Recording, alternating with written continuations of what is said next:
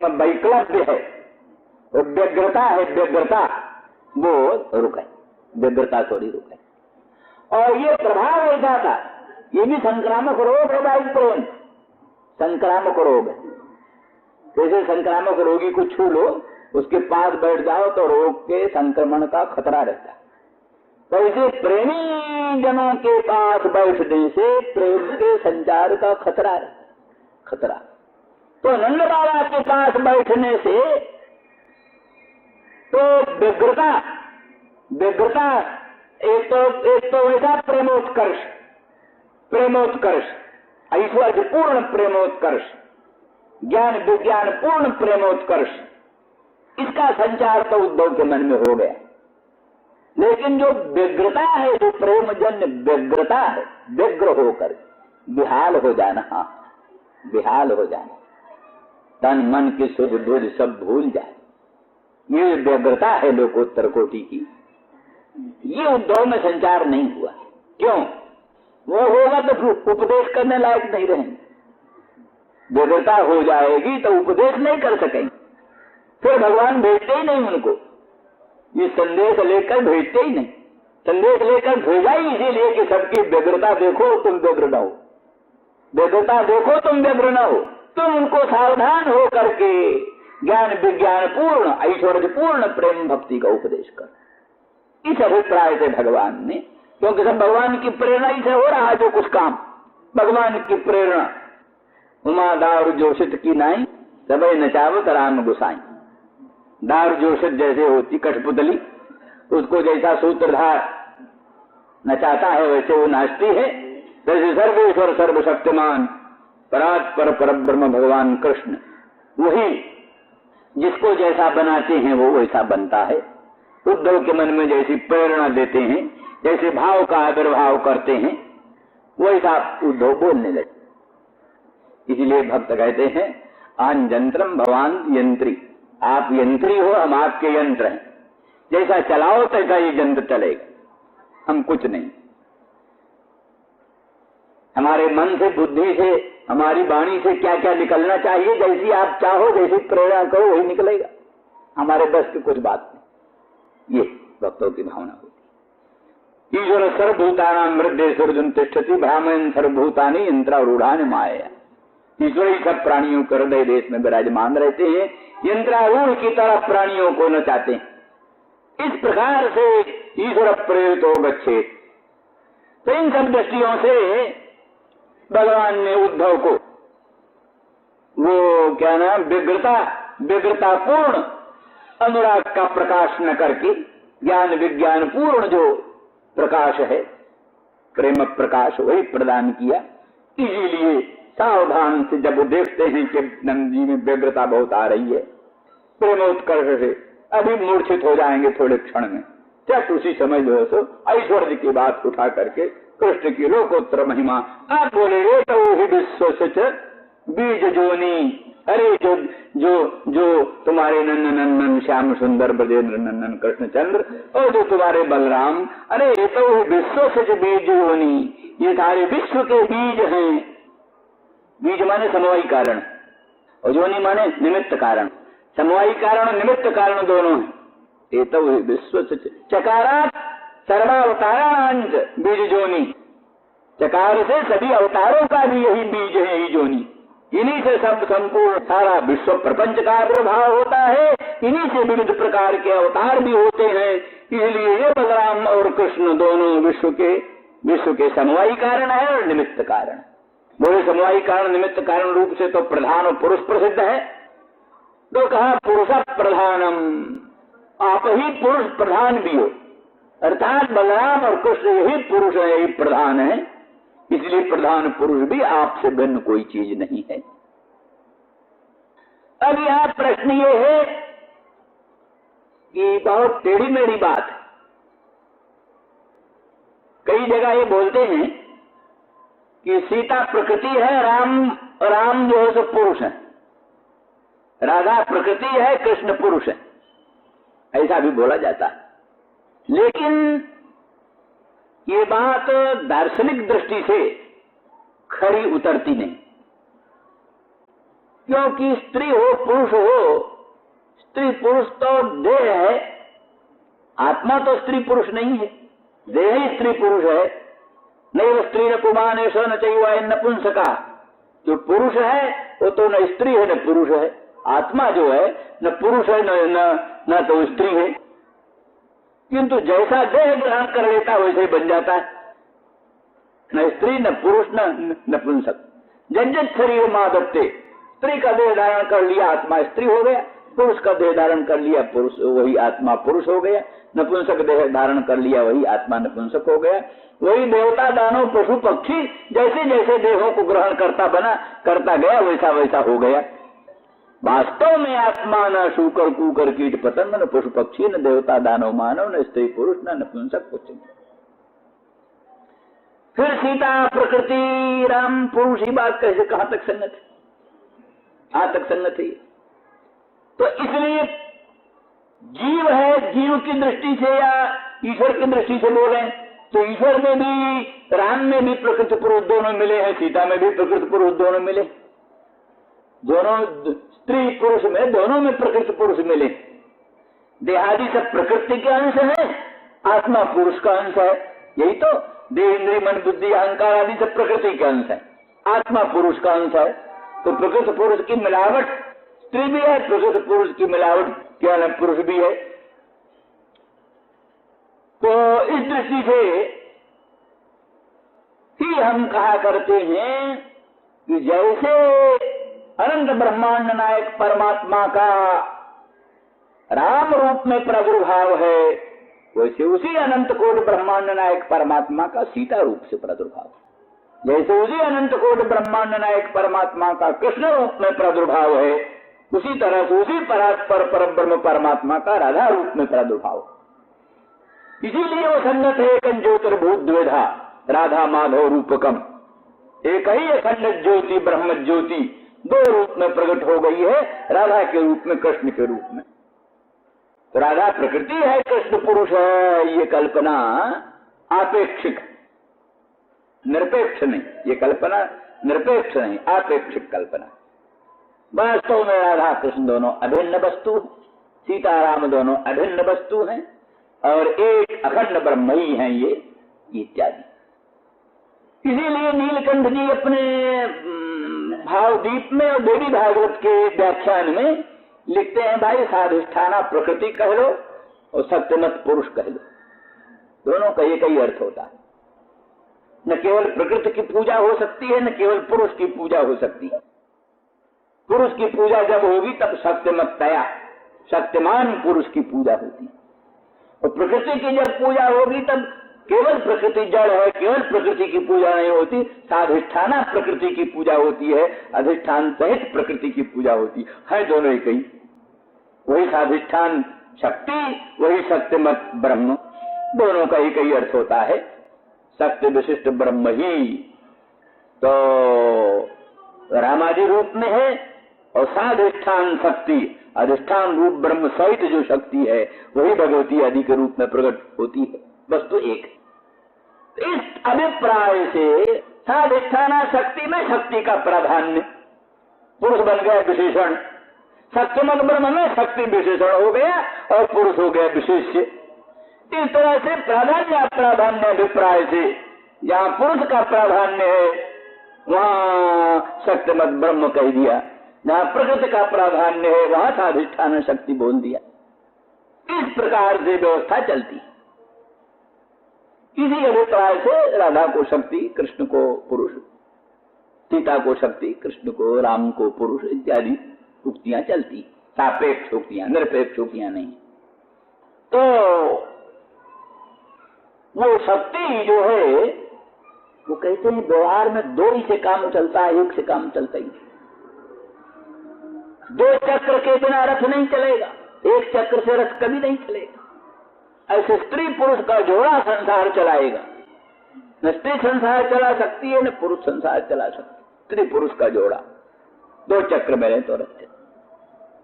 आप दुनिया में देखो गर्म तार और ठंडा तार दोनों तार मिले तब प्रकाश, खाली ठंडा तार फिट फिट करते रहो कुछ नहीं होगा, खाली गर्म तार कुछ काम नहीं बने। ठंडा तार गर्म तार दोनों मिले तब काम चले। इसी प्रकार से ऋण धन दो चीजें, दोनों का योग हो तब कोई व्यवस्था चलती है। खाली ऋण से नहीं काम चलेगा, खाली धन से काम नहीं चलेगा।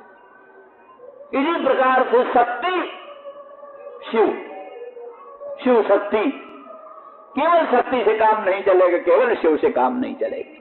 शक्ति बिना शिव शव माने मुर्दा से क्या काम चलता है? शक्तिहीन शिव शव और शिवहीन शक्ति जड़ प्राय अकिंचित कर। इसलिए ऐसे ठंडा तार गर्म तार दोनों मिले तब काम चले, ऐसे शिव शक्ति दोनों मिले तब काम चले। प्रकृति पुरुष दोनों मिले तो काम चले, स्त्री पुरुष दोनों मिले तो काम। सृष्टि की व्यवस्था में स्त्री भी चाहिए, पुरुष भी चाहिए। फिर वहां स्त्री पुरुष के स्वभाव में भेद आ गया। स्त्री का स्वभाव दूसरा, पुरुष का स्वभाव दूसरा। स्त्री में कोमलता की प्रधानता होगी, पुरुष में कठोरता की प्रधानता होगी। स्त्री में धारण करने की शक्ति होगी, पुरुष में दातृत्व शक्ति होगी। इस प्रकार से दोनों के पृथक पृथक स्वभाव, पृथक पृथक लक्षण, यहाँ तक कि बाह्य रूप भी, पुरुष का भीषण रूप, दाढ़ियों मूछों का उपद्रव खड़ा हुआ और एक बॉन्डर लिए हुए, बोली भी बोलेगा भौं भौं लम्बा चौड़ा, और स्त्री का संगीत होने लगेगा तो फिर क्या कहना है, बड़े प्रेम से सुनो। आजकल कहीं रेडियो में दोनों का साथ बुलाते हैं तो ऐसा बेडौल लगता है, कहीं कहीं तो साथ संगीत होते हैं, सब संगीत रेडियो पर तो कई जगह मिल जाते हैं, कई जगह तो बहुत बेडौल होता है। तो इस प्रकार से ये स्वभाव में पार्थक्य है, लेकिन स्वभाव में पार्थक्य होने पर भी उनके मिलने से ही सांगता आती। कोमलता कठोरता दोनों सीमित मात्रा में रहे, दोनों का मेल होए तब काम चले, दोनों के मेल बिना काम नहीं चलता। इसी प्रकार से शिव शक्ति के सामंजस्य से ही संपूर्ण काम चलता है। गर्म तार ठंडे तार के सम्मिलन से ही प्रकाश होता है। इसी प्रकार से शिव शक्ति के सामंजस्य से ही संपूर्ण विश्व की व्यवस्था चलती है। इस दृष्टि से प्रधान और पुरुष दोनों ही विश्व के प्रधान, विश्व का योनि है। क्या बीज क्या करता है? बीज क्या करता है? ईश्वर के प्रभाव से धरणी में बीज डाला, धरणी में पृथ्वी में बीज डाल दिया, गेहूं का बीज, जौ का बीज, बाजरे का बीज धरती में डाल दिया। धरती में डाल देने से धरती, पानी, वायु, धरणी अनिल जल संयोग, धरणी अनिल जल संयोग तीन हो, फिर पृथ्वी मिले, जल मिले, वायु मिले। वायु न हो तो भी न बीज में पैदा हो, बीज अंकुरित नहीं हो सकता वायु न हो तो। जल न हो तो भी वायु बीज अंकुरित नहीं होगा, पृथ्वी न हो तो भी। खाली घड़े में रख करके पानी डाल दो, उसमें वायु लगाओ, उसमें अंकुर पैदा होगा। अंकुर पैदा करने के लिए धरणी चाहिए, अनिल चाहिए, जल चाहिए। धरणी अनिल जल संयोग से बीज अंकुरित होगा। तो ईश्वर की शक्ति से बीज स्वसजातीय अवयवों का संग्रह करके, या बीज के सजातीय पार्थिव अवयव, बीज के सजातीय पार्थिव अवयव, क्योंकि जो पृथ्वी में बहुत प्रकार के अवयव हैं।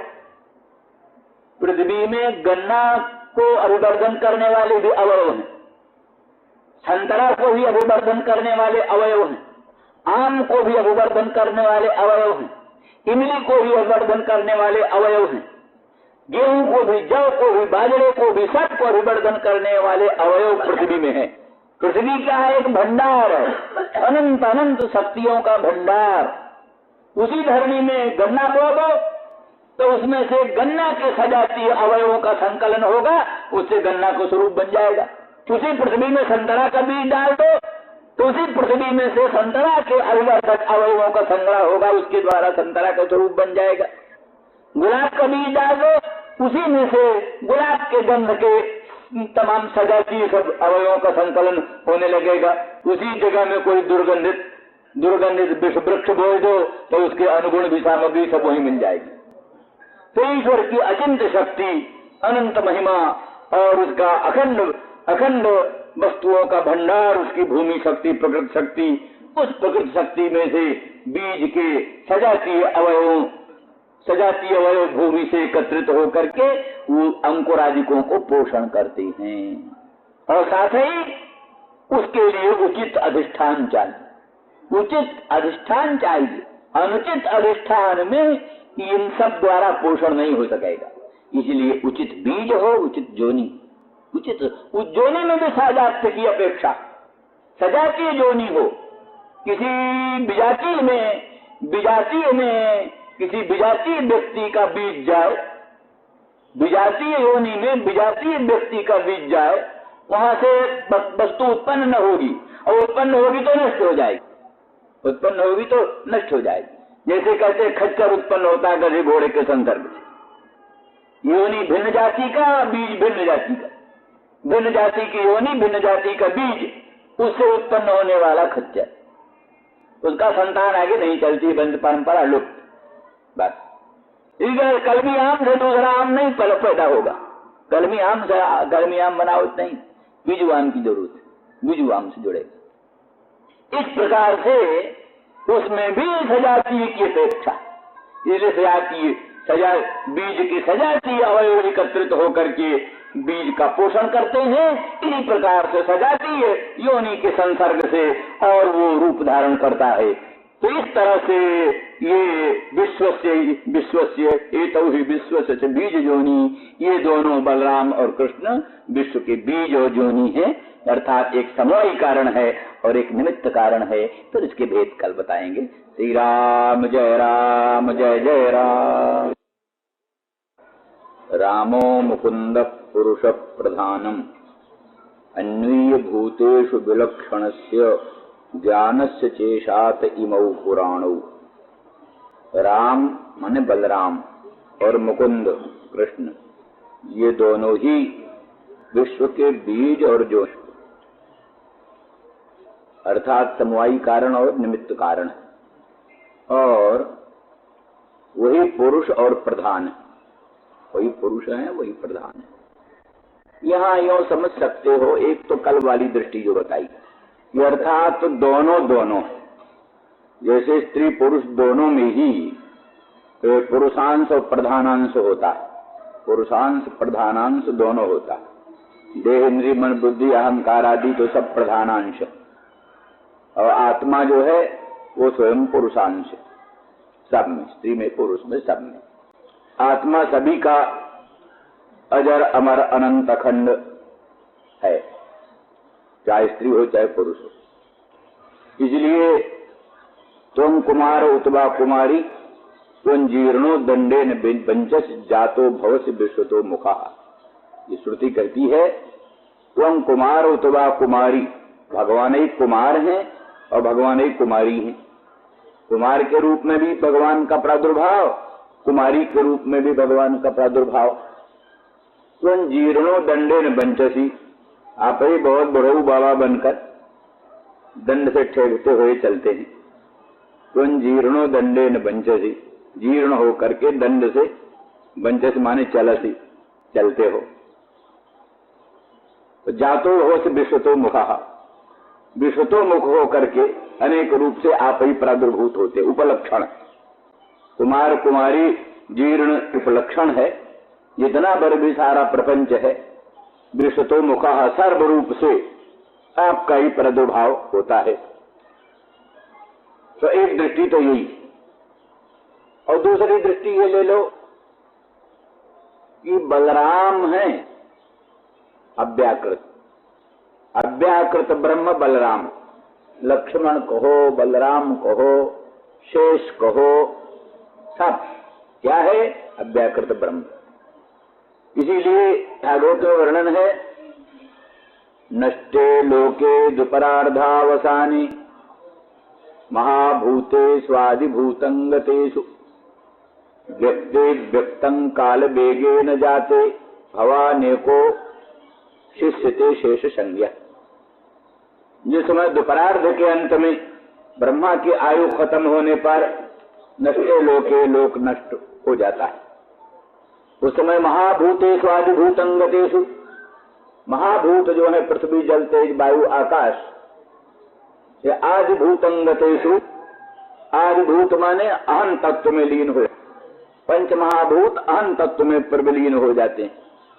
श्रीमद् भागवत आदिकों में प्रलय और सृष्टि का वही सब प्रक्रम बताया। अंत में व्यक्ति व्यक्तम, व्यक्त जो है माने महत अहम तत्व और महत तत्व, ये व्यक्त, ये व्यक्ति अव्यक्तम काल वेगे न जाते, काल वेग से व्यक्त भी अव्यक्त भाव को प्राप्त हो जाता है, अर्थात अहम तत्व महत तत्व अव्यक्त तत्व में लीन हो जाते हैं। व्यक्ति व्यक्तम काल वेगे न जाते। उस समय भगवान एक शिष्य थे, एक आप बाकी बचते। उस समय आपका नाम शेष रहता है।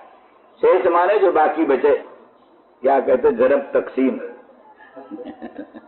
तो उसमें तकसीम में जो भाग बचता है वही शेष है। अमुक से अमुक गया, शेष बचाइए, हाथ आया ये, तो वही शेष। तो सारे भूत प्रपंच सारा व्यक्त अव्यक्त में लीन हो जाता है। उस समय शेष संज्ञा वाले आप ही बचते। या शेषा संज्ञा दसमिन, संपूर्ण संज्ञा इतने भर नाम आदि हैं वो सब उसी में रहते हैं। यह संज्ञा माने ज्ञान, अशेष पदार्थों की संज्ञा ज्ञान आप में रहता है, इसलिए आप अशेष संज्ञ हैं। माने भूत प्रपंच प्रबलीन हो गया तो ऐसा नहीं कि भूल भुलैया हो जाए, दूसरे के कर्म दूसरे के साथ जुड़ जाए। धोबी के यहाँ बहुत से कपड़े जाते हैं, कभी कभी ऐसा झमेला हो सकता है, दूसरा कपड़ा दूसरे के पास चला जाए। एक में चीज मिल गई तो फिर उसमें से निकालना सामान्य बात। पानी और दूध मिल जाता है, कौन उसको पृथक पृथक कर सकता है? हंस। दूसरे किसी की सामर्थ्य नहीं पानी और दूध को अलग अलग कर दे। और उससे भी कठिन, समुद्र में गंगा मिल गई, जमुना मिल गई, सरस्वती मिल गई। अब गंगा के पानी को अलग निकाल दो, सरस्वती के पानी को अलग निकाल दो, जमुना का अलग निकाल दो, कितना टन कितना मन कितना तोला कितना रत्ती गंगा का, कितना टन कितना मन कितना तोला जमुना का, सबका ठीक विवेक रखना किसके बस की बात है? किसी जीव के बस की बात नहीं। भगवान ही पूरी ज्ञान है, भगवान को ज्ञान है। इस समुद्र में कितने कितने परमाणु गंगा के हैं, कितने कितने परमाणु जमुना के हैं, कितने कितने परमाणु सरस्वती के हैं, उनको सब ज्ञान है, उनको सब ज्ञान है। और चाहे तो सबको पृथक भी कर दे, चाहे तो सबको पृथक कर दे, समझो। बल्कि उन्हीं की अघटित घटना पटी सी मंगलमयी लीला शक्ति से बादल जो पानी निकालता है तो वो बादल वही पानी बरसा है जो जहां का है। इसलिए गंगा का पानी वहीं पड़ेगा जहां से फिर लौट कर गंगा में जाए। समुद्र से जो गंगा का पानी बादल के द्वारा उठाया गया वो वहीं पड़ेगा जहां से फिर गंगा में जाए। जमुना का पानी वहीं पड़ेगा जहां से फिर जमुना में जाए। क्योंकि साधारण जल तो नहीं है, वो तो असाधारण चीज है, ब्रह्मद्रव है। तो कोई नई नई चीज, नया नया कोई थोड़ा ब्रह्म बनता रहता, नया नया तो ब्रह्म नहीं बनता रहता। वो तो जो उसकी सुस्थिर वस्तु है वही बनती है। इसलिए वो विशिष्ट बातें हैं। तो ये सारा ये संपूर्ण सामर्थ्य किसी जीव में नहीं है, किसी अल्पज्ञ में नहीं हो सकता। फिर उस अधिष्ठान परमात्मा में सब जीव लीन हो गए, सब उनके अंतःकरण भी लीन हो गए, लिंग शरीर लीन हो गया, उनके जितने कर्म है सब लीन हो गए। अगर सबका जीव पृथक पृथक रहे, लिंग शरीर पृथक पृथक रहे, उनके कर्म पृथक पृथक रहे तो कहाँ प्रलय हुई? प्रलय का मतलब अविभागापत्ति, अविभागापत्ति का नाम प्रलय। जितना विभाग है मैंने विभाग का ही नाम उत्पत्ति है। चतुर्थ पदार्थों का विभाग हो जाए यही उत्पत्ति है, और अविभागापत्ति प्रलय है। तो अविभागापत्ति का अर्थ है कि संपूर्ण जीव, संपूर्ण उसके लिंग शरीर और संपूर्ण उसके कर्म सब के सब ब्रह्म के साथ अभिभक्त हो गए। तो ब्रह्म के साथ अभिभक्त हो गए, तब किसकी सामर्थ्य है कि उस अभिभक्त हुए को ज्यों को त्यों निकाल देना, उसमें कोई भूल भुलैया न हो, दूसरे प्राणी का सुमेध दूसरे के साथ जुड़ जाए, दूसरे प्राणी की ब्रह्महत्या दूसरे के साथ जुड़ जाए तो बहुत बेढंगा उपद्रव खड़ा हो जाए। इसलिए अशेषाणाम प्राणिनाम कर्मणाम तेषाम तेषाम वस्तूनाम संज्ञा ज्ञानम जस्मिन् अवशिष्यते, वो अशेष संज्ञा। इसलिए संपूर्ण प्राणियों का, संपूर्ण लिंग शरीरों का, संपूर्ण कर्मों का पूर्ण संज्ञा, पूर्ण ज्ञान रहता है जिसमें।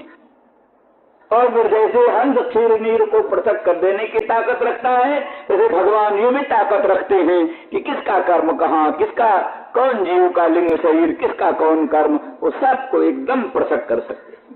इसलिए सृष्टि काल में सबको विभक्त कर देते हैं, प्रलय काल में सबको अविभक्त कर देते हैं। तो आज तो दूसरी ओर चले गए। सार ये है कि इन सब दृष्टियों से वो जो है क्या चीज है, वो क्या चीज है, उसका नाम अव्याकृत है। कारण ब्रह्म में प्रपंच का विलय होता है, कारण ब्रह्म में, उसी कारण ब्रह्म को अव्याकृत कहते हैं। अव्याकृत माने व्याकरण से पहले की हाल। नाम रूप का जो व्याकरण हुआ माने का विस्पष्टीकरण, नाम रूप का विस्पष्टीकरण तो सृष्टि, सब नाम रूप पृथक पृथक हो जाए यही सृष्टि है। और नाम रूप के व्याकरण के जो पहले की अवस्था, नाम रूप के स्पष्टीकरण की जो पहले की अवस्था, उसी का नाम अव्याकृत, अव्याकृत है। बीज अवस्था, जो बीज अंकुर भाव को प्राप्त होता है, अंकुर भाव को जो जीव प्राप्त होता है, जो बीज अंकुर भाव को प्राप्त होता है, वही अंकुरोत्पत्ति उन्मुख जो उच्छून बीज है। धरणी अनिल जल के संसर्ग से वो थोड़ा फूल जाता है, धरणी अनिल जल के संसर्ग से कुछ फूल जाता है बीज, फूलता है तो फूटता है, फूटता है तब उसमें से अखुआ निकलता है। ये है क्रम। इसीलिए कहीं लिखा तस्मात् अव्यक्तम उत्पन्नम, अव्यक्त भी उत्पन्न होता है। त्रिगुणम द्विसप्तम माने क्या ना, त्रिगुण जो अव्यक्त है वो भी भगवान से उत्पन्न होता है। उत्पन्न कैसे होता है? आज है वो तो। उत्पन्न होने का अर्थ क्या है? उत्पन्न होने का अर्थ माने कार्योन्मुखम भवति, कार्योत्पादनोन्मुखम भवति। कार्योत्पादन के उन्मुख हो जाता है यही उत्पत्ति, कार्योत्पादन के उन्मुख हो जाता है यही उत्पत्ति। उसमें कुछ विशेष अवस्था उत्पन्न हुई, वही अवस्था उत्पन्न होती है, उच्छूनावस्था। बीज की जो उच्छूनावस्था, वही उच्छूनावस्था उत्पन्न होती है। उसी को अभिप्राय लेकर के बोले तस्मात् अव्यक्तम उत्पन्न, उससे अव्यक्त उत्पन्न हो। तो इसलिए उसी को श्रीमद् भागवत में कहा, अव्याकृतमनंताख्यम आसनम जदधिष्ठितम। शेष साई भगवान जिस शेष सैया पर विराजमान सो रहे हैं, वही शेष है, वही अनंत है, अनंत नाम उसका है, वही अव्याकृतम, वही अव्याकृत है, वही भगवान का आसन। क्योंकि भगवान कहाँ रहते हैं? भगवान अक्षरात् परतः परः, पर अक्षर से परे रहते, तब अर्थात पर अक्षर उनकी शैया है, पर अक्षर पर वो सोते हैं। जो जिस पर सोता है उससे भिन्न नहीं होता है। पलंग पर सोने वाला देवदत्त पलंग से भिन्न नहीं है। इस तरह से अव्याकृत पर रूपी शेष पर सोने वाला भगवान अव्याकृत से भिन्न है। यही अक्षरात् परतः परः का अर्थ हुआ। पर अक्षर जो है, एक तो अपर अक्षर केवल प्रकृति अपर अक्षर, और पर अक्षर अव्याकृत ब्रह्म रूप अक्षर, वो पर अक्षर है। उस पर अक्षर से पर जो है वो भगवान है, शेष साई, शेष पर शयन करने वाले। तो वही अव्याकृत है। वो अव्याकृत में चैतन्य तो है, लेकिन प्रधानता है प्रकृति, प्रधानता प्रकृति की। इस अभिप्राय से बलराम को कह दिया प्रधान और कृष्ण को कह दिया पुरुष। कृष्ण पुरुष है, बलराम प्रधान। अर्थात पहला जो है सो क्या नाम है, पहला हुआ राम और फिर मुकुंद। तो राम तो प्रधानम और मुकुंद वो क्या पुरुष, मुकुंद हुआ पुरुष। इस प्रकार से व्यवस्था जुड़ गई। तो एक हुआ बलराम और कृष्ण, दोनों प्रधान और पुरुष, और दोनों विश्व की योनि है और पुरुष, और क्या बीज है और योनि।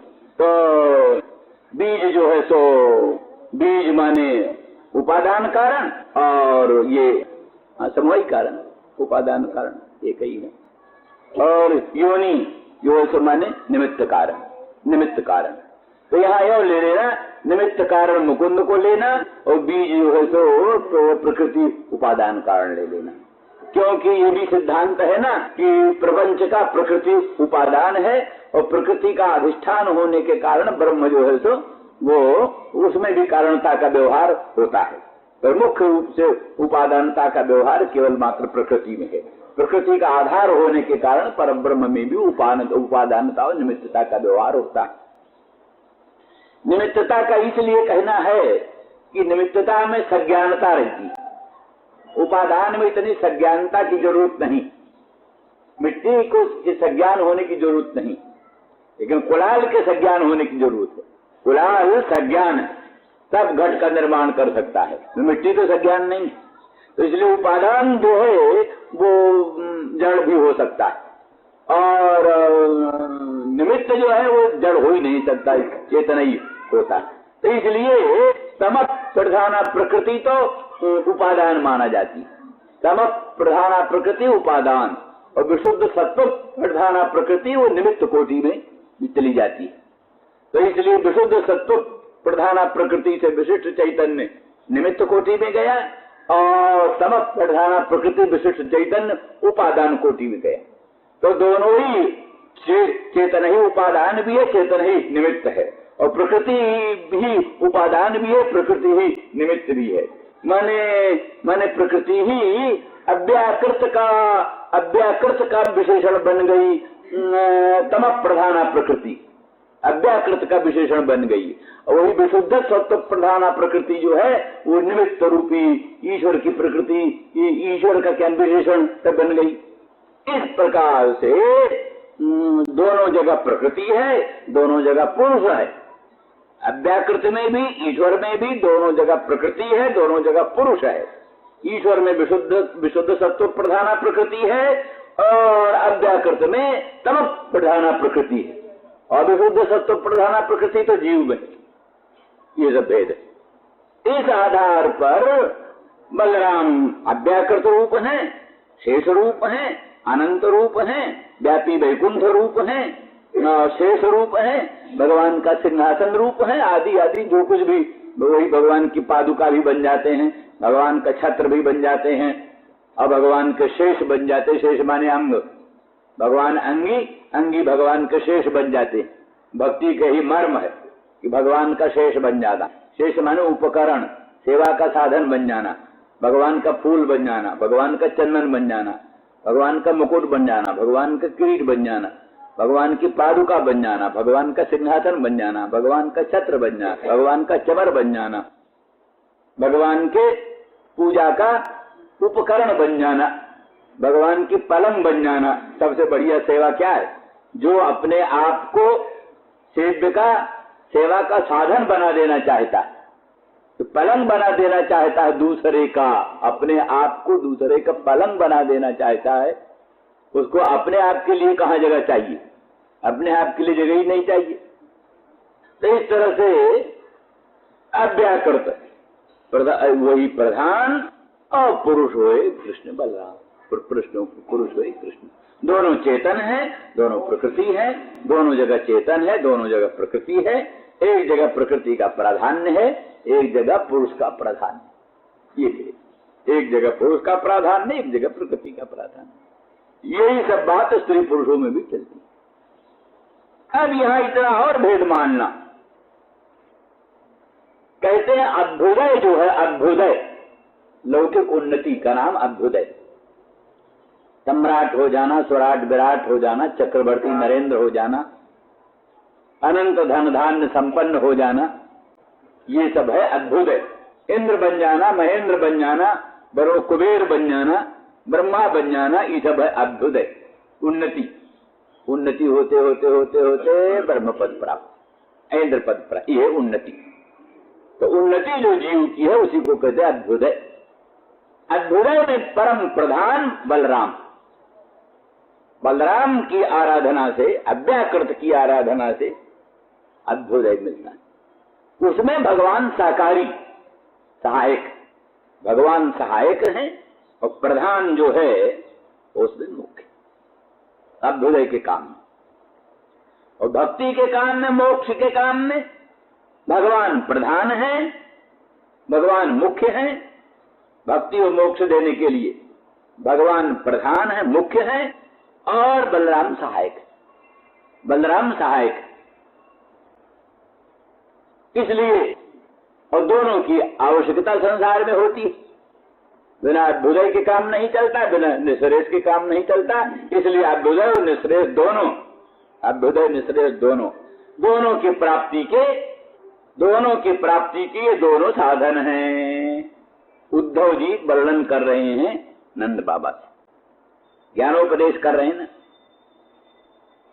इसे थोड़ा वो लोकोत्तर अनुराग को संकुचित हो जाए, जरा धैर्य हो जाए, वो जो व्यग्रता है, व्यग्रता वो कम, व्यग्रता कम हो जाए।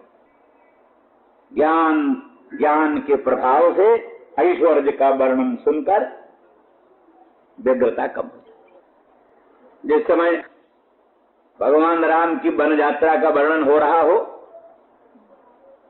या भगवान कृष्ण जो है मथुरा जा रहे हों और गोपियां विलाप कर रही हों और ग्वाल बाल सब व्याकुल हो रहे हों, तो उसका प्रभाव वक्ता श्रोता पर भी पड़ता है। वक्ता श्रोता के मन में भी करुणा आ जाती है, करुणा की बात आ जाती है। उसी बीच में यदि समझ लो, अरे भाई राम तो अनंत ब्रह्मांड नायक परमात्मा है, सर्वज्ञ सर्वशक्तिमान है, सब जगह है, उनका कहीं वियोग होता है, उनको कोई संताप होता है, ये भाव मन में आता है तो रोना धोना कम हो जाता है, वो रोना धोना कम हो जाता है। ऐश्वर्य का प्रबोध होते ही वो जो करुण रस का प्राधान्य है वो कम हो जाता है। इसी दृष्टि से ये बोल रहे, एतौ हि विश्वस्य च विश्वयोनि रामो मुकुंद पुरुष प्रधानम अन्वय भूतेषु विलक्षणस्य।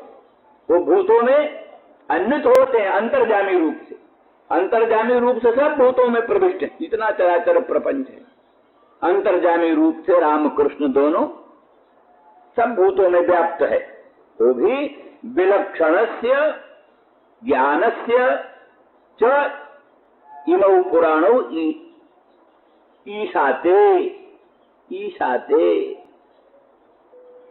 यद्यपि यहाँ प्रकृति भाव हो जाना चाहिए, ईशाते इमौ संधि नहीं होनी चाहिए, पर आर्ष संधि, ईशात इमौ पुराणौ, नहीं तो ईशाते ऐसे ही रहना चाहिए प्रकृति भाव, तो भी संधि सरस है।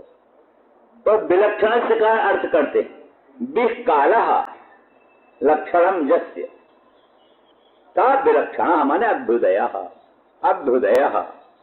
काल के द्वारा ही, काल पर निर्भर है अभ्युदय, कालाधीन है अभ्युदय, कालाधीन, निःश्रेष कालातीत, कालानवच्छिन्न निःश्रेष। इसे भी कालः लक्षणम यस्य असौ विलक्षणः अभ्युदयः, माने अभ्युदय के दोनों ईशा थे, दोनों अभ्युदय का ये षष्ठी जो है सो क्या नाम कर्म में हो गई है, अधिक और ईश दय, इनके सबके योग में षष्ठी हो जाए, अधिगर्थ दय शाम क्या है। तो इस तरह से ये सांसयो भगवान दये दनंतः दये तेषाम, इसी तरह से यहाँ पर भी तो ये कृत विलक्षण से माने अभ्युदय से ईशाते, दोनों राम और कृष्ण, बलराम और मुकुंद दोनों अभ्युदय के स्वामी नियामक हैं, उन्हीं के आधार पर अभ्युदय बनता है। दुनिया में जो अभ्युदय होता है, कोई ब्रह्मा बन गया, कोई सम्राट बन गया, कोई श्रेष्ठ साहूकार बन गया, कोई अनंत धन धान्य संपन्न बन गया, कि भगवान की कृपा, भगवान की कृपा से, भगवान के ही नियंत्रण अभ्युदय होता है। और ज्ञान से माने मोक्ष से, ज्ञान साध्य से मोक्ष से, या मोक्ष साधक से ज्ञान से, मोक्ष साधक जो ज्ञान है, पर ब्रह्म का साक्षात्कार, मोक्ष साधक जो ज्ञान है, उसका भी ईशान भगवान ही, भगवान की कृपा से ही मोक्ष और भक्ति प्राप्त होती। उपलक्षण यहाँ ज्ञान भक्ति, ज्ञान और भक्ति दोनों भगवान की कृपा से होती। इसमें भगवान की कृपा प्रधान, भगवान की कृपा से। गोस्वामी जी कहते हैं, यह सब साधन ते नहीं होई, तुम्हारी कृपा पाव को कोई। ये गुण साधन ते नहीं हो, ये सब गुण साधन से नहीं होते, आपकी कृपा से कोई कोई में वो गुण आते हैं। है जन्मांतरीय कुछ हेतु है, नहीं तो काय कृपा हो भगवान की। कृपा में आई तो की कृपा भगवान की है, भी ठीक है, आई तो की है, लेकिन फिर वही कहना पड़ेगा ना कि फिर किस पर कृपा हो किस पर कृपा न हो, वैषम्य निर्घृण दोष आएगा। इसलिए फिर अंत में वही है कि मई ते तेसु चाप्य हम, ये भजन तो माम भक्त्या मई ते तेसु चाप्य हम। जो भक्ति से प्रेम से मुझको भजते हैं उनको मैं भी प्रेम से भक्ति से भजता हूँ। तो अर्थात कुछ जीव की तरफ से, कुछ भगवत कृपा से ही, जन्मांतरी कृपा से ही कुछ भगवान की ओर आभिमुख्य हो, तो भगवान की ओर आभिमुख्य हो तो फिर भगवान उसको कृपा करके जल्दी स्वीकार कर लेते हैं, खूब मदद कर देते हैं, खूब उसको माला माल बना देते हैं और भक्ति ज्ञान का भंडार भर देते हैं, सब कुछ हो जाता है। तो इसलिए मोक्ष का साधक जो ज्ञान है उसके भी ईशान भगवान है, और चकारात भक्ति के भी ईशान भगवान है, और अभ्युदय के भी ईशान भगवान है। अर्थात मोक्ष और भक्ति ये सब भगवान के अनुग्रह से प्राप्त होता है, और अभ्युदय भी भगवान के अनुग्रह से प्राप्त होता है। अभ्युदय में प्रधान की प्रधानता होती है, माने बलराम का विशेष आशीर्वाद बलराम का अभ्युदय में होता है। भगवान साकारी होते हैं, किंतु मोक्ष आदिकों में तो भगवान ही स्वतंत्र होते हैं। वो साकारी भी और मूल भी दोनों भगवान होते हैं, वो भी दोनों मिले हुए हैं। इसलिए ईशाते दोनों ही करता है इसके, इसलिए बलराम और मुकुंद दोनों ही ईशान हैं। तो अर्थात उसमें भी कुछ न कुछ मान लिया, देह की अपेक्षा, इंद्रियों की अपेक्षा, मन की अपेक्षा, इनके स्वस्थ रहने की अपेक्षा तो है ये सबको। देह स्वस्थ न रहे, इंद्रियां स्वस्थ न रहे, मन स्वस्थ न रहे तो ज्ञान प्राप्ति में भी बाधा पड़ती है, और साधनाभ्यास में भी बाधा पड़ती है, और अनेक प्रकार के ज्ञान विज्ञान के अर्जन में बाधाएं पड़ती। इसीलिए सब प्रार्थना करनी पड़ती है।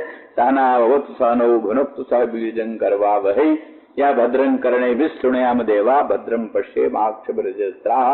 भगवान से उपनिषद पढ़ने वाला विद्यार्थी और अध्यापक दोनों ही बैठकर प्रार्थना करते हैं, हे भगवान हमारे कान, हमारे श्रोत्र, हमारा इंद्रियां, हमारे नेत्रादि सबके सब सावधान हों और वो उचित रूप से वेदांत का श्रवण कर सकें, ग्रहण कर सकें, धारण कर सकें, उसका समुचित फल प्राप्त कर सकें, इसके लिए भगवान से प्रार्थना करते हैं। तो इसलिए फिर प्रार्थना करते हैं तो माने सापेक्ष है। तो इसलिए इसमें सब में अभ्युदय की भी अपेक्षा है, बलराम की सहायता की भी अपेक्षा है, और मुकुंद की भी सहायता की अपेक्षा है। ये सब बात विश्वसच बीज योनि राम मुकुंद पुरुष प्रधानम अन्वीय भूतेषु विलक्षणस्य ज्ञानस्य चेषाति मऊ पुराणौ।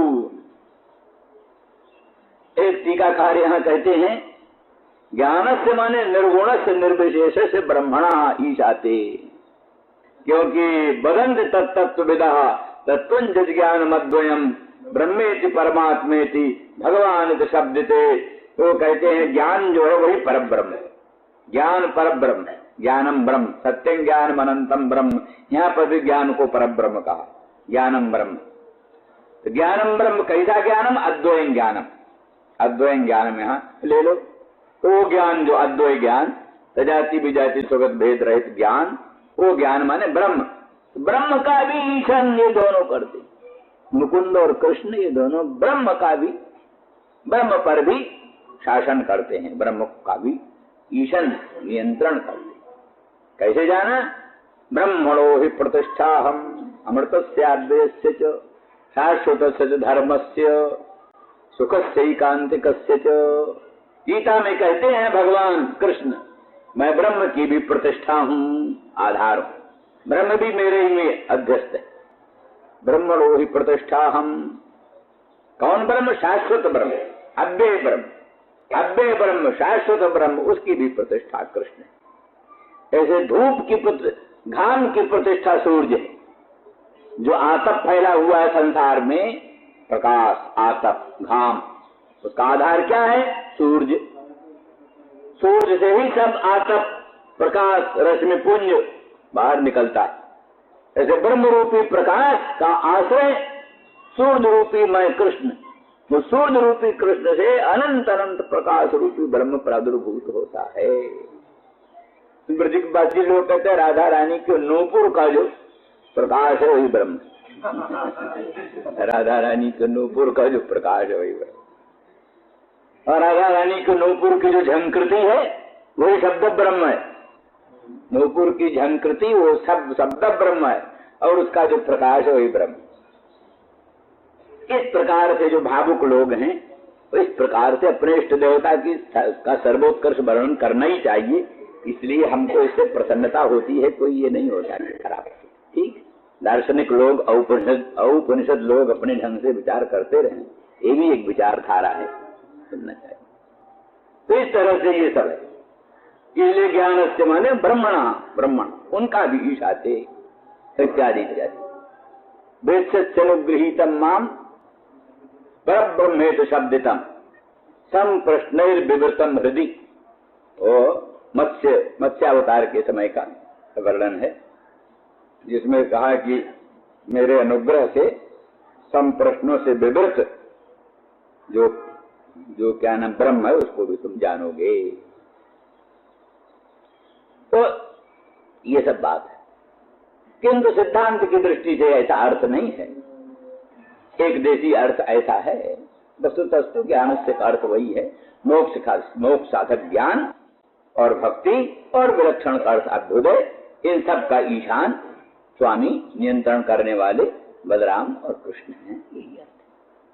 क्योंकि शास्त्रों में, उपनिषदों में और विशेष करके श्रीमद् भागवत में कृष्ण को ब्रह्मई का, ब्रह्म कृष्ण एक ही, जन्मित्रम परमानंदम पूर्णम ब्रह्म सनातन, अहो भाग्यम नंद गोप ब्रजौ कथाम जन्मित्रम परमानंदम पूर्णम ब्रह्म सनातनम। तो नंद ब्रज के निवासियों का धन्य भाग्य है, क्योंकि उनका मित्र जो है वो पूर्णम परम ब्रह्म कृष्ण है। तो कृष्ण जो है पूर्ण पर ब्रह्म ही है। इसलिए ब्रह्म में और कृष्ण में भेद मानना और ब्रह्म को कृष्ण का प्रकाश मानना और उनको सूर्य स्थानीय मानना, ये सब सिद्धांत नहीं। तयोरित्तम भगवती कृष्णे नंद यशोदयोः दीक्षानुरागम परमम नंदमाहोद्धो मुदा। इस प्रकार से नंद और यशोदा दोनों का भगवान कृष्ण में इस प्रकार से अनुराग देखा, बड़ा विलक्षण अनुराग। कृष्णे सदानंद रूपे, सदानंद रूप जो कृष्ण है, परमानंद घन कृष्ण में नंद और यशोदा का ऐसा लोकोत्तर अनुराग को देखकर परमम अनुराग, परमम अत्यंतम उत्कृष्टम अनुरागम, अत्यंत उत्कृष्ट अनुराग देख करके नंदमाहोद्धो मुदा। चैत्य पे चला गया। आगे ही जस्मिन् जन प्राण वियोग काले क्षण समावेश मनो विशुद्धम निर्वृत्त कर्माशय माशु जाति परांगतिम ब्रह्ममयोर का वर्णा। ये उद्धव जी कहते हैं, ये ऊंचा ज्ञान विज्ञान वर्णन किया तो भाई वक्ता जो है वैसे होते हैं, श्रोता को देखते रहते हैं। श्रोता की स्थिति क्या है, श्रोता की मन स्थिति क्या है। अध्यापक जो है विद्यार्थी को देखता रहता है, हमारी बात समझ रहा है कि नहीं समझ रहा, तो समझ रहा है कि नहीं समझ रहा, तो नहीं समझ रहा तो फिर उसको प्रकारांतर से, रूपांतर से निरूपण करता है। तो उद्धव जी जो है सो बड़े चतुर बृहस्पति के शिष्य हैं और भगवान कृष्ण के परम प्रिय हैं, सब जानते हैं। जान रहे कि उद्धव हमारी इस बात को, ये नंद बाबा हमारी इस बात को ग्रहण नहीं कर रहे, उपेक्षा कर रहे। हाँ ठीक है, ठीक है ठीक है, उपेक्षा कर रहे, ये समझते हुए तब वही आपको अभीष्ट है। फिर वही बात बोले, क्या बोले? जस्मिन् जन प्राण वियोग काले। नंद बाबा, अरे तुम्हारे लाड़ेले लाल कृष्ण कौन है? जस्मिन् जन प्राण वियोग काले। प्राणी प्राण वियोग काल में मरने लगता है, जिसके स्वरूप में एक क्षण भर अपने मन को लगा करके ब्रह्म भाव को प्राप्त हो जाता है। मरण काल में माने वो मरण काल में बड़ी पीड़ा होती है, बड़ी व्यग्रता होती है और अपवित्रता भी रहती है। मरण काल में रोज रोज नहाना धोना भी नहीं बनता। कई ढंग से लोग मरने वालों को नहाने ही नहीं देते, चाहिए नहाना वाला, लेकिन ये सोचते हैं कि कष्ट होगा, ये होगा, वो। तो उस समय अशुद्धि भी रहती है। कभी कभी तो मरण काल में मूत्रादि निकल जाता है, मूत्रादि निकल जाता है कई लोग मरण के समय। और कफ तो इधर उधर रहता ही है मुश्किल से, कफ से तो कंठ अवरुद्ध होता ही है। हजारों में लाखों में कोई एक व्यक्ति महापुरुष सौभाग्यशाली, वही कोई ज्ञानियों वानियों की बात नहीं कही, ज्ञानी भी बड़े परेशान होकर मरते हैं। ज्ञानी भी नहीं नियम कि ज्ञानी बिल्कुल ठीक है ठीक मरता है, ज्ञानी भी कई तरह का मरता है। इसीलिए ज्ञानी वो पहले ही बोल देते हैं, भाई रुग्णो वा बिलुठन भुवि निरोगोपविष्टो वा रुग्णो वा बिलुठन भुवि। ज्ञानी चाहे निरोग होकर समाधि में बैठकर प्राण त्याग करे तो, अथवा रुग्णो वा बिलुठन भुवि, रुग्ण होकर के भूमि में लौट रहा है, लौटता हुआ भूमि में तड़फड़ाता हुआ प्राण त्याग करे तो भी कैवल्य में मोक्ष में कोई फर्क नहीं। ऐसे तो ये तो सब देह त्याग की विडंबना है, जैसे तैसे देह को त्याग दो। चाहे रुग्णों बादुषण भूमि, रुग्ण होकर के पृथ्वी में लौटते हुए प्राण त्याग कर दो, अथवा निरोग होकर समाधि में स्थित होकर प्राण त्याग दो। प्राण त्याग के अनंतर वो मुक्तो सो विगताशया। और ये भी तो है क्या नाम है, तरुण सुब्बा काश्याम सुपतस्य गृहे थवा, यानी काशी में तनु त्याग करे अथवा किसी चांडाल के घर में जाकर प्राण त्याग करे। तनुन त्यजतु बा काश्याम सुपतस्य गृहे थवा, तो ये मुक्तो सो विगताशयः, उसका अंतःकरण जो वासनाओं का आश्रय है वो बाधित हो जाता है तत्व ज्ञान से, इसलिए मुक्त हो जाता है, मुक्ति में कोई संदेह नहीं। तो अस्तु कहने का अभिप्राय कि मरण काल में बड़ा कष्ट होता है, नाना प्रकार की पीड़ा होती है, अशुद्धि भी बहुत रहती है, व्यग्रता भी बहुत रहती है। उस समय भी मरण काल में भी अगर भगवान में किसी ने चित्त लगा दिया और देर तक नहीं, क्षणमपि, देर तक नहीं, घंटा 2 घंटा भगवान में मन लगा रहे सो छोड़ो, क्षणमपि मरण काल में घोर व्यग्रता दशा में, घोर आधी व्याधि से घिरे रहने पर और अशुचिता अशुद्धि रहने पर भी मन क्षण भर भगवान के बीच में लग जाता है, तो कर्माशय को, वासना को त्याग करके भगवान को प्राप्त हो जाता है। तो कहते दूरी कौन सी बात, कौन सी नई बात आप कह रहे? ये तो वेद ही कहता है, जगा सर्वे प्रमुच्यन्ते कामाजे सर्वस्थिता अथ मर्त्यो मृतो भवति अत्र ब्रह्म समश्नुते। बृहदारण्यक की श्रुति है जो कहती है जगा सर्वे प्रमुच्यन्ते कामा, जिस समय प्राणी के हृदय से काम सब विनष्ट हो जाते हैं, कामनाएं विनष्ट हो जाती हैं। कौन काम? जो हृदयस्थिता, जो इसके हृदय में स्थित है। मान इसका मतलब वो काम क्या है? कहते ग्रंथि रूप। काम क्या है? बोले ग्रंथि रूप काम है। इसीलिए प्रमुच्यन्ते माने खुलने को, खुलने को कहते प्रमुच्यन्ते। तो गांठें खुलती है और क्या खुलता है? जो वस्तु भावात्मक है वो खुलेगा क्या? इसलिए ग्रंथि रूप है, ग्रंथि रूप ही काम है। ग्रंथि रूप काम तत्व ज्ञान से ग्रंथि खुल जाती है, ग्रंथि खुल जाने से काम मुक्त हो जाता, काम खत्म हो जाता है। आत्मा अनात्मा, आत्मा अनात्मा की जो ग्रंथि है, जड़ चेतन है ग्रंथ पड़ी गई, जब मखा छूटत कठिनाई, ये जो आत्मा अनात्मा की गांठ लग गई है, सत्यानृत का मिथुनी भाव हो गया है, एक सत्य है एक अनृत है, आत्मा सत्य है अनात्मा अनृत है, तो सत्यानृत का जो ये मिथुनी भाव हो गया है, गांठ लग गई है, एक रस्सी सच्ची और एक रस्सी झूठी और दोनों की गांठ लग गई, और ऐसी गांठ मजबूत के खोले न खुले, ये भी अंधेर खाते की बात है। तो परंतु ये तो श्रुति पुराण बहु कहां उपाय, छूटन अधिक अधिक और जाई। श्रुति और पुराणों ने बड़ा उपाय कहा इस गांठ खोलने का, पर वो गांठ खुली नहीं, अधिक से अधिक उलझती गई। जितना जितना खोलने का प्रयास किया गया उतने उतना उलझती गई। कबीर कहते खट दर्शन में खटपट हो गई, काहू भेद न पाया रे, खट दर्शन में खटपट हो गई, किसी ने भेद पाया नहीं। तो इस तरह से वो ग्रंथि की महिमा बड़ी भारी। तो वो काम है, वो काम जिस समय नष्ट हो जाता है उस समय से मरतो अमृतो भवतु, उस समय मरता अमृत हो जाता है। तो इसमें प्राण वियोग काल में भगवान में मन के प्रवेश की क्या बात है? इसलिए कहते नहीं भाई ऐसी बात, ग्रंथ मोक ही पर्याप्त नहीं, ग्रंथ मोक के बाद चित्त का भगवत सन्निवेश होना चाहिए। ग्रंथि छूटे तो चित्त भगवत प्रतिष्ठ हो। चित्त जब तक भगवत प्रतिष्ठ नहीं होता, आत्मा अनात्मा का विवेक हो, अनात्मा का बाद हो, अनात्मवाद के अनंतर आत्मा में मन प्रतिष्ठित, इसलिए ग्रंथि भी खुले, आत्मा अनात्मा का अन्योन्याध्यास भी मिटे, काम भी मिटे, और काम के बाद निष्काम मन भगवत स्वरूप में सन्निविष्ट हो, निष्काम मन भगवान के स्वरूप में प्रविष्ट हो।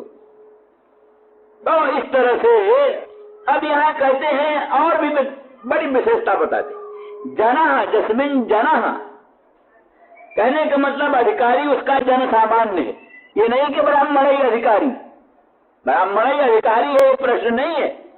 जना जन सामान्य, कोई भी, सुपच भी, पतित भी, ब्राह्मण भी, स्त्री भी, पुरुष भी, कोई भी जन सामान्य जो मरण काल में, जीवन न बने तो न सही, मरण काल में अति व्यग्रता दशा में, अति अशुच दशा में भी अगर क्षण भर भी भगवान में मन प्रविष्ट कर दे तो वो परम पद को प्राप्त हो जाता है।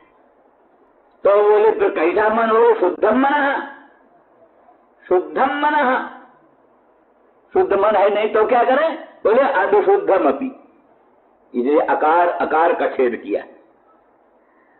जस्मिन् जन प्राण वियोग काले क्षणम समाविश्य मनो अभिशुद्धम, मनो विशुद्धम, अभिशुद्ध मन भी है, अभिशुद्ध मन भी है, और क्षण भर भी प्राण वियोग काल में, अशुच दशा में, व्यग्रता दशा में अशुच मन को भी, अशुद्ध मन को भी क्षण भर के लिए भगवान में सन्निविष्ट कर देता। वो निवृत्त दग्ध्वा बाधित्वा, सारे संघात को बाधित करके और भगवान को प्राप्त हो जाते हैं।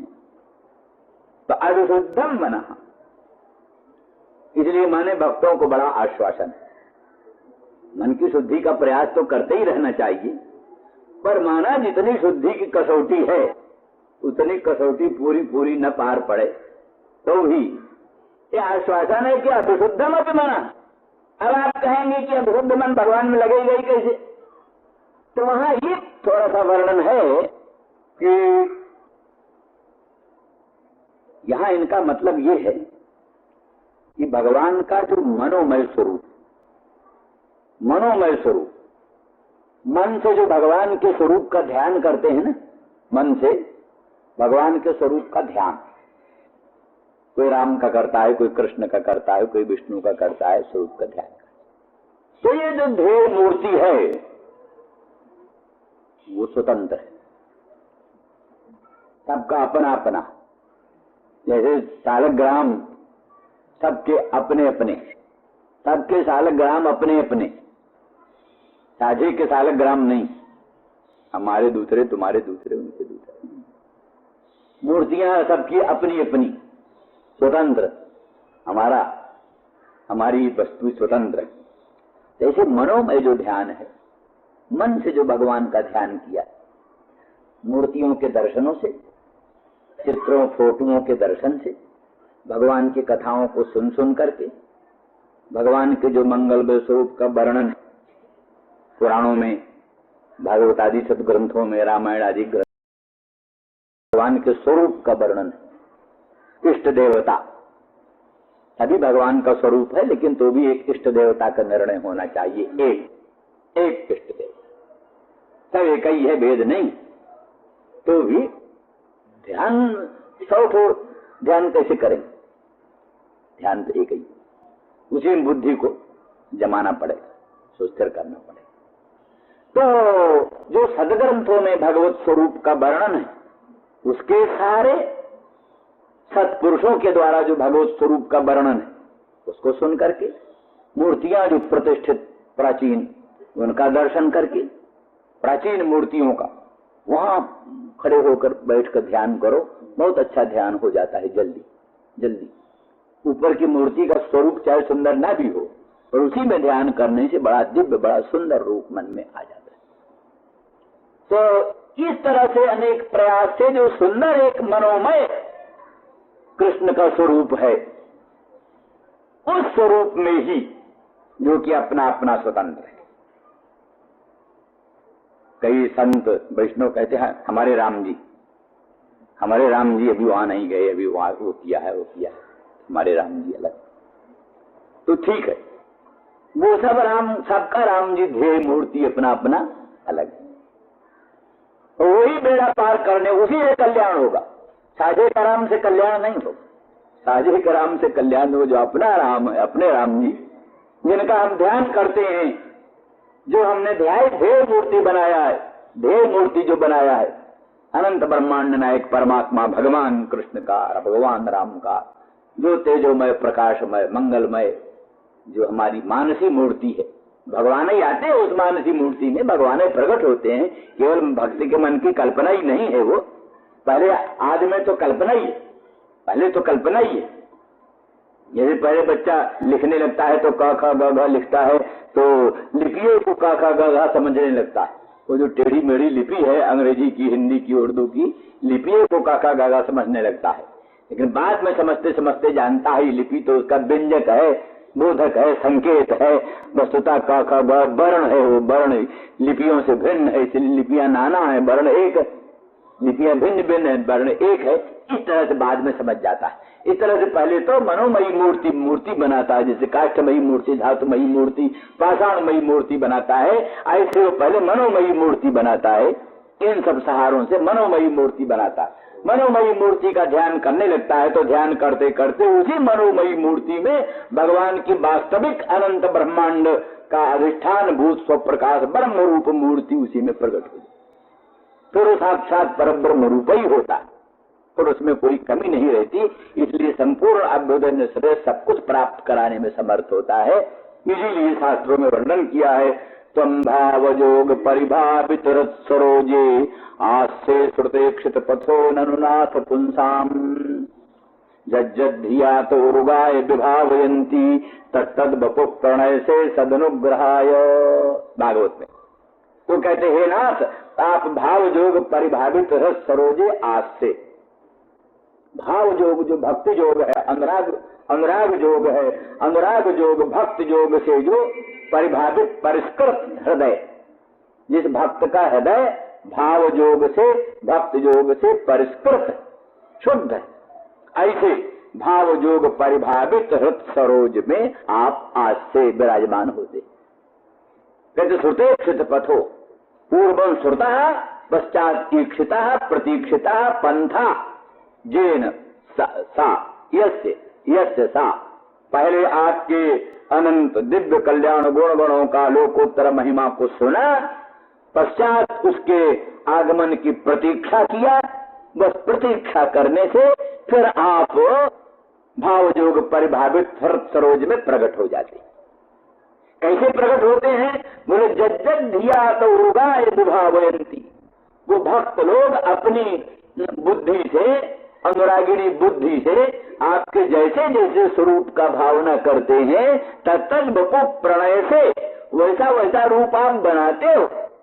एतावता भक्त ने अपने हृदय में भगवान के जैसे रूप की भावना किया, भगवान उसके हृदय में अपना वैसा ही रूप प्रकट करते हैं। एतावता भगवान का जो मनोमय रूप है, वो मनोमय रूप ही उसी में क्षण भर के लिए अपने मन, अशुद्ध मन को भी उस स्वरूप में क्षण भर भी रख देने से प्राणी का मन शुद्ध हो जाता है और कर्माशय का निर्हरण हो जाता है। इसीलिए इसका उसमें भी वर्णन है, वो अघासुर के वध के अनंतर अघासुर की मुक्ति हो गई, उसके अघासुर के स्वरूप से एक तेज निकला, ज्योति निकली, वो भगवान कृष्ण में सन्निविष्ट हो गई। क्योंकि परीक्षित ने शंका किया, तो शंका का समाधान करते हुए सुखदेव जी कहते हैं, सकल जगंग प्रतिमांतराहिता मनोमयी भागवती ददौ गतिम सैव नित्यात्म सुखानुभूतिभिर्बुधस्त मायोंतर्गतो हि किम पुनः।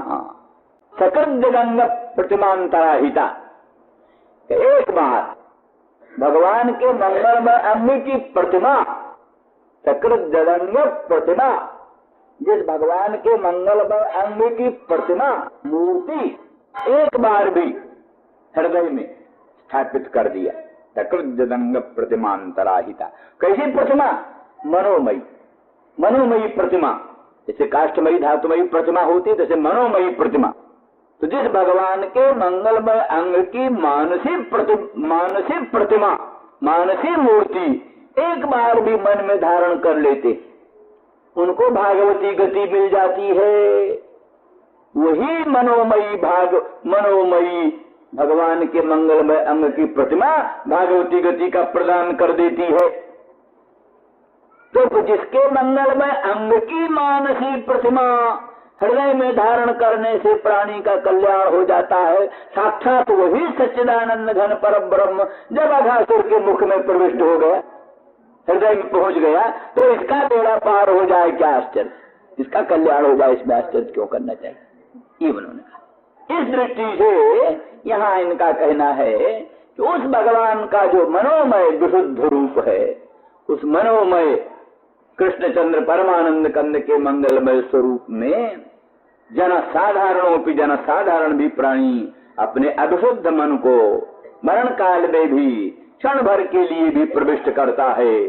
तो ये मन शुद्ध हो करके कर्माशय को विधूनन करके, कर्म वासनाओं को नष्ट करके, या गर्भ वासनाओं का आधार जो संघात है, संघात को बाधित करके और आपको प्राप्त हो जाता है।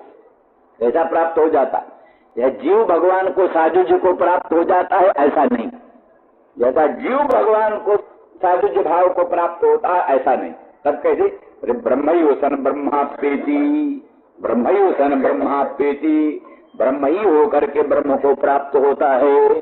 तो साक्षात ब्रह्म भाव हो करके ब्रह्म को प्राप्त होता है, माने जीवत्व तो खत्म हो जाता है। जीवत्व तो खत्म हो करके ब्रह्मात्म भावापन्न हो करके उन भगवान को प्राप्त हो जाता है। और अर्क वर्णा, अर्क माने सूर्य, सूर्य जैसे अन्यान प्रकाशित स्वयं च प्रकाशते, अन्यों को भी प्रकाशन करता है और स्वयं भी प्रकाश होता है। इस प्रकार से वो जन जो मरण काल में क्षण भर भी अविरुद्ध मन को भी भगवान में क्षण भर के लिए सन्निविष्ट कर देता है, वही मन, वही भक्त शुद्ध हो करके कर्माशयों को बाधित करके ब्रह्म स्वरूप हो करके ब्रह्म को प्राप्त हो जाता है। उसमें ब्रह्मनिष्ठ संपूर्ण गुण आविर्भूत हो जाते हैं। ब्रह्ममय और कवर्ण, ऐसे ब्रह्ममय सन, ब्रह्ममय हो करके, ब्रह्म रूप हो करके, यानी ब्रह्मयो सन ब्रह्मात्मेति न्याय से उसका जीव भाव खत्म हो जाता है, ब्रह्म भाव को प्राप्त हो करके और शुद्ध सच्चिदानंद घन परम ब्रह्म को प्राप्त हो जाता है। ये जिस कृष्ण के मानसिक स्वरूप का इतना महत्व है, इतना ध्यान की महिमा है, वही तुम्हारे लाडले लाल हो करके तुम्हारे प्रांगण में खेलते हैं, क्रीड़ा करते हैं। नंद बाबा, माँ यशोदा, तुम्हारा धन्य धन्य भाग्य है, तुम्हारे समान कोई भाग्यवान दुनिया में है नहीं। श्री राम जय जय राम। यस्मिन् जन प्राण वियोग काले क्षणं समावेश्य मनो विशुद्धम निर्हृत्य कर्माशय माशु जाति पराम गतिम ब्रह्ममयोर्कवर्ण। जिस भगवान में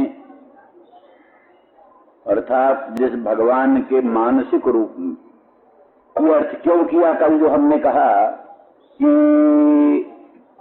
मानसिक रूप में भगवान की जो मनोमयी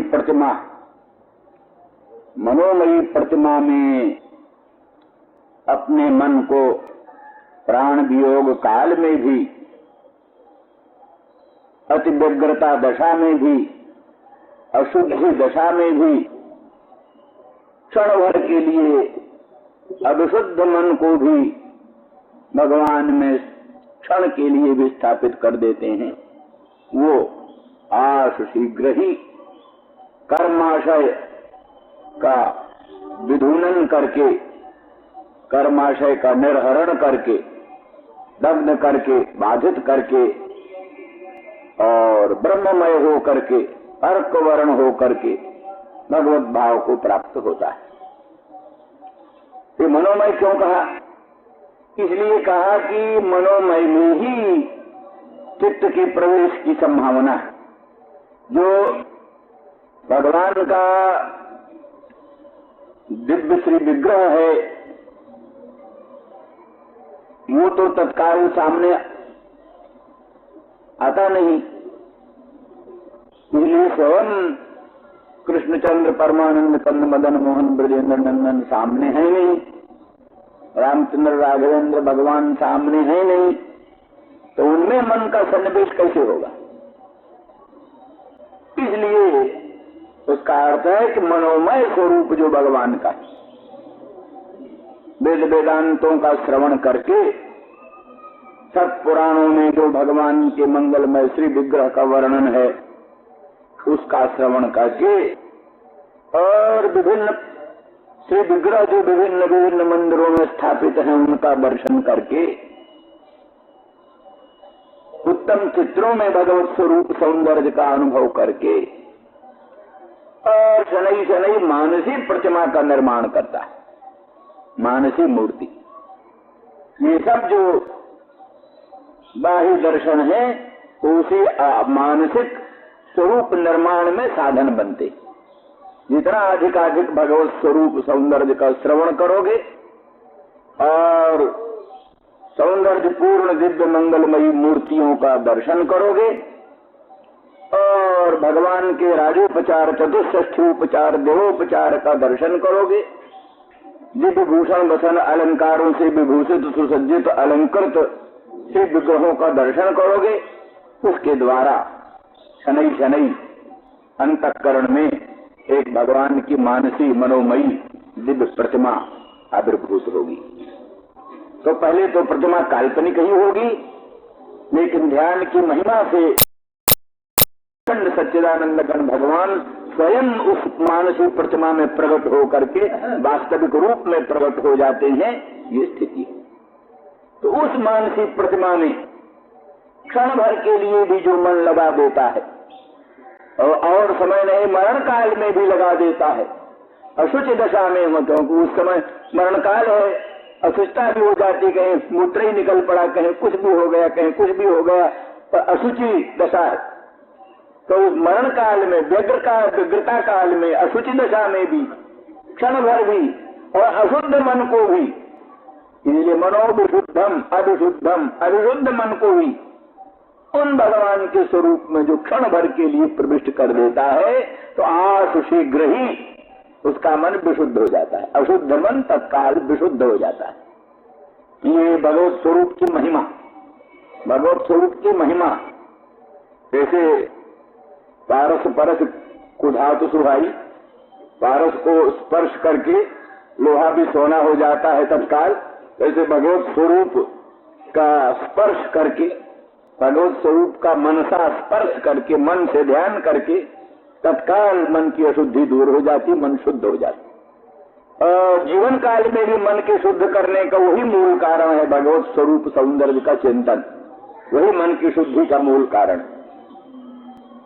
यथा यथात्मा परिमृज्यते सौ, तथा यथात्मा परिमृज्यते सौ मत्पूर्ण गाथा श्रवणाभिधानैः, तथा तथा पश्यति वस्तु सूक्ष्मम् चक्षुर्यथैवान्यन संप्रयुक्तम। ऐसे विशिष्ट अन्यन का प्रयोग करने से चक्षु निर्दोष होकर सूक्ष्म वस्तु को देखने में समर्थ हो जाता है। उसी तरह से भगवान की पुण्य गाथा, पुण्य चरित्र,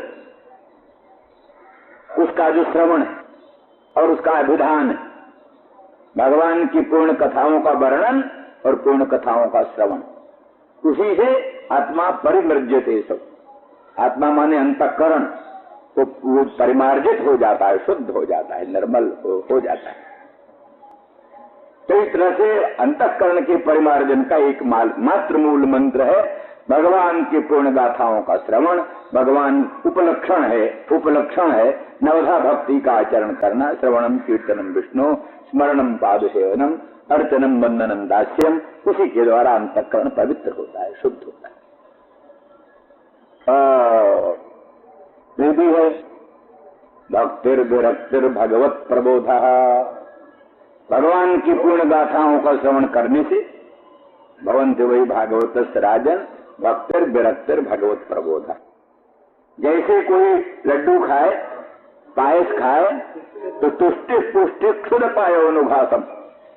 प्रत्येक ग्रास पायस का जय जय ग्रास खाता है, प्रतिग्रास के साथ तुष्टि होती जाती है, पुष्टि हो जाती है, क्षुधा की निवृत्ति होती जाती है। साथ साथ तुष्टि पुष्टि क्षुद निवृत्ति, तुष्टि हो, पुष्टि हो, क्षुधा की निवृत्ति हो। कैसे भगवान की गाथाओं का, भगवान के चरित्रों का श्रवण करने से भगवान के मंगलमय चरणारविंद में भक्ति होती है, विषयों से विरक्ति होती है और भगवत स्वरूप का प्रबोध होता है, साक्षात्कार होता है। ये सब बात बनती है।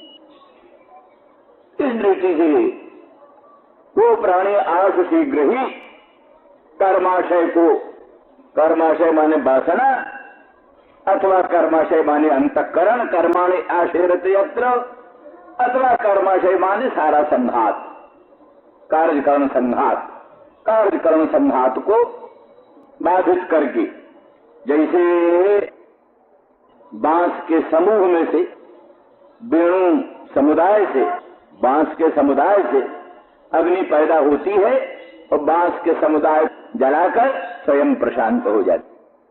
जैसे इसी कार्यकरण संघात से वो ज्ञान, तत्व ज्ञान आविर्भूत होता है और उसको सबको खत्म करके प्रशांत हो जाता है। इस तरह से कर्माशयम निवृत्त, कर्माशय का निर्हरण करके और भगवत भाव को प्राप्त हो जाता है। तो जैसे जीव को सायुज्य ब्रह्म में प्राप्त होता है वैसा नहीं, ब्रह्ममय, ब्रह्ममय अर्थात ब्रह्मयो सन ब्रह्माप्रीति, ब्रह्म होकर ही ब्रह्म भाव को प्राप्त होता है। तो अर्थात जितने आवरण नष्ट हो जाते हैं, स्वाभाविक ब्रह्म भाव का प्रादुर्भाव होता है, इसलिए ब्रह्ममय होता हुआ भी ब्रह्म को प्राप्त होता है। अर्क वर्ण, अर्क सूर्य जैसे स्वप्रकाश है, अन्यान प्रकाश है जो स्वमतु प्रकाश है, अन्य को भी प्रकाशन करता है और अपने आप को भी प्रकाशन करता है सूर्य। उसी प्रकार से अर्क वर्ण हो करके, माने अर्क सूर्य के तुल्य स्वयं प्रकाश हो करके अपने स्वरूप का प्रकाशन करता है, इतरों का भी प्रकाशन करता है। एतावता ये भी है कि भगवत भाव का, भगवत गुणों की स्फूर्ति होती है, भगवत गुणों की स्फूर्ति होने लगती है उसमें। इसलिए तस्मिन् भवन्तावखिलात्महेतौ, तस्मिन् भवन्तावखिलात्महेतौ नारायणे कारणमर्त्यमूर्तौ भावं विधत्तां नितरां महात्मन् किम्बा अवशिष्टम जुबयो सुकृत्यम। उद्धव जी महाराज कहते हैं कि तस्मिन, वही जो भगवान है जिनमें जन साधारण व्यक्ति भी, कोई ऋषि की बात नहीं है, ब्राह्मण की बात नहीं है, जन सामान्य कोई भी जिस भगवान के बीच में क्षण भर भी मन लगाकर अविशुद्ध मन को धारण करके कृतार्थ हो जाता है, मुक्त हो जाता है, वही भगवान साक्षात्कार, साक्षात वही भगवान। अखिलात्म हेतु, जो अखिलस्य आत्मा हेतुश्च, इसलिए अखिलात्म हेतु, तस्मिन अखिलात्म हेतु, अखिल प्राणियों का जो आत्मा है, जो भगवान अखिल प्राणियों का आत्मा और जो भगवान अखिल प्राणियों का हेतु, सबका हेतु है, उसी सबका प्रादुर्भाव। जैसे महासमुद्र से अनंत अनंत तरंगों का प्रादुर्भाव, ऐसे अखंड सच्चिदानंद घन भगवान परम ब्रह्म श्री कृष्ण से ही अनंत अनंत प्राणियों का, अनंत अनंत जीवों का आविर्भाव। तथा अग्निर विस्फुलिंगा विचरंती, ऐसे अग्नि से विस्फुलिंग बहुत सी चिंगारियां निकलती हैं, ऐसे ही भगवान से सर्वे लोका सर्वे जीवा सर्वे भावा विचरंती, सभी लोक सभी जीव सभी भाव भगवान से वैसे ही प्रादुर्भूत होते हैं जैसे महान अग्नि से विस्फुलिंग प्रकट होते हैं। इस तरह से जीवों का भी प्रादुर्भाव भगवान से ही है। औपाधिक रूप जो जीवों का है, अंतःकरण विशिष्ट पंचकोश विशिष्ट जो जीव का रूप है, वो जो है सो भगवान से उसका आविर्भाव होता है। वैसे तो अखंड सच्चिदानंद घन रूप से भगवान का स्वरूप ही। तो इस प्रकार से तस्मिन अखिलात्म भूत, अखिल प्राणियों का जो आत्मा भगवान अखिलांतरात्मा, गोस्वामी तुलसीदास जी कहते हैं सत्यम वदामि च भगवान अखिलांतरात्मा नान्या स्पृहा रघुपते हृदय मदीये। हे रघुपते, हमारे हृदय में कोई भी अन्य स्पृहा नहीं।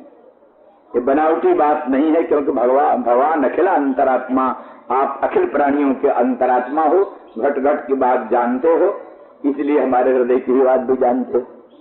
नान्या स्पृहा रघुपते हृदय मदीये, सत्यम वदामि, सत्य बोलता हूँ, और भगवान अखिलांतरात्मा, आप अखिल प्राणियों के अंतरात्मा है। तो क्या चाहिए? भक्तिम प्रेत रघुपुंगव निर्भराम में, हे रघुपुंगव निर्भरा भक्ति का प्रदान करो, और कामादि दोष रहितम कुर्मान सजी, मेरे मन को कामादि दोष से रहित। कोई कह सकता है कामादि दोष है तो अन्य स्पृहा है, अन्य स्पृहा ही तो कामादि दोष है। कामादि क्या? भगवत भिन्न वस्तुओं की स्पृहा ही काम है। तो जब कामादि दोष रहितम कुर्मानसं तो कह रहे हो, मेरे मानस को कामादि दोष रहित करो, तो कामादि दोष है तब न कामादि दोष रहितम को। तो कामादि दोष रहितम कुर्मानसं तो प्रार्थना ही कहती है कि कामादि है। कामादि है तो किसी विषय की कामना है, तो फिर नान्या स्पृहा कैसे कहते हो? शंका ही जुटारी। तो ये शंका हो सकती, लेकिन उसका अर्थ ये है वास्तव में कि यो तो उपद्रव रूप से कोई कामना हो, हृदय से कामना नहीं। एक तो ये बात है कि जबरदस्ती हमारे कामना पैदा हो जाती है। कई चीजों को हम चाहते हैं कि हमारा मन इधर उधर न जाए, तो कोई उपद्रव सामने आ जाता है, उसमें मन चला जाता है। तो हमारी आंतरिक इच्छा तो नहीं, आंतरिक इच्छा तो उन सब वस्तुओं से बचना चाहते। तो आंतरिक इच्छा हम उन वस्तुओं से बचना चाहते हैं, तो भी उपद्रव रूप में कोई वस्तु आ जाती है, तो फिर वो क्या है, मम हृदय भवन प्रभु तोरा, तहाँ बसे आई बहु चोरा। हे प्रभु, हमारा हृदय तो आपका भवन है, पर वहाँ बसे आए बहु चोरा। नहीं, वो वहाँ बहुत चोर आ गए, काम क्रोध लोभादि, और नहीं माने विनय निहोरा। मैं उनसे विनती भी करता हूँ, निहोरा भी करता हूँ, तो कुछ सुनते नहीं। तो कहते चिंता है मोहि अपारा, अपजस नहीं हो तुम्हारा। हमको तो इस बात की चिंता है कि कहीं तुम्हारा अपजस न हो, मैंने तुम्हारे घर में चोर घुसा मत। किसी साधारण के घर में चोर घुसा दूसरी बात है, साक्षात अनंत ब्रह्मांड नायक परमात्मा राघवेंद्र रामचंद्र का जो भवन है, भक्त का हृदय, और उसमें चोर घुस जाए कामादि, तो ये आपका अपजस है।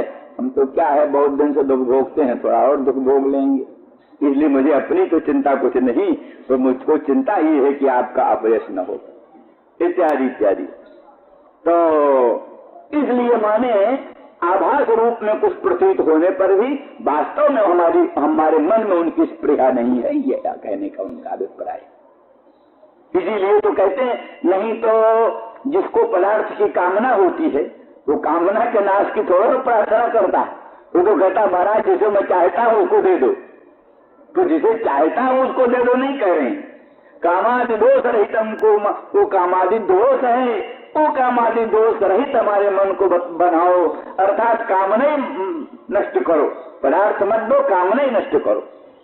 जैसे कि क्या हुआ, प्रहलाद से भगवान ने कहा मांगो, तो उन्होंने कहा नहीं मांगे क्या, आप तो हमारा आपका कोई संबंध जो है कोई क्या व्यापारी संबंध तोड़ो ना है, कुछ नहीं, आप हमारे आप तो काम पूर्ण काम आत्मा राम परम निष्काम स्वामी है, हम भी आपके निरपेक्ष निष्काम भक्त, कामनाओं में कुछ नहीं। बोले नहीं फिर भी हमारा अमोघ दर्शन है, कुछ मांगना ही चाहिए। बोले फिर अच्छा, गज राशि से मैं कामान बरांस तुम बरदर्शभ कामानाम हृदय संग्रोह में तुम्हें बरम वृणे। अगर को देना ही है तो फिर ये दो कि मेरे हृदय में कभी कामनाओं की कोई अंकुर न पैदा हो, बस ये दे दो, मन में कभी कामनाओं के अंकुर न पैदा हो। तो इस प्रकार के जो भावना वाले होते हैं उनके मन में वास्तविक किसी पदार्थ की स्पृहा नहीं होती, इस अभिप्राय से गोस्वामी जी ने कहा है। तो तस्मिन् भवन्तावखिलात्म हेतु, वो अखिल प्राणियों का जो अंतरात्मा और अखिल प्राणियों के हेतु, ऐसे जो भगवान नारायण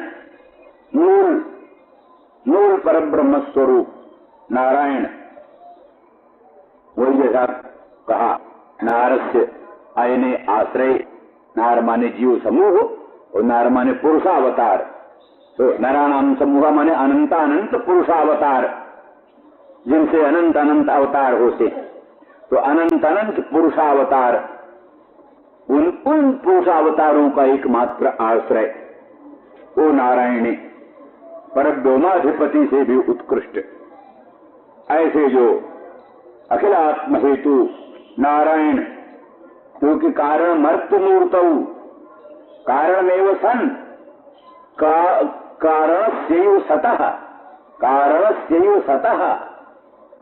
मर्त्य मूर्ति जैसे है, तो कारण अनंत ब्रह्मांड के अधिष्ठान, अनंत ब्रह्मांड के कारण, पर उन्होंने ही मर्त्य रूप धारण कर लिया है, मनुष्य रूप धारण कर लिया है। कारण शिव सतः मर्त्य मूर्ति,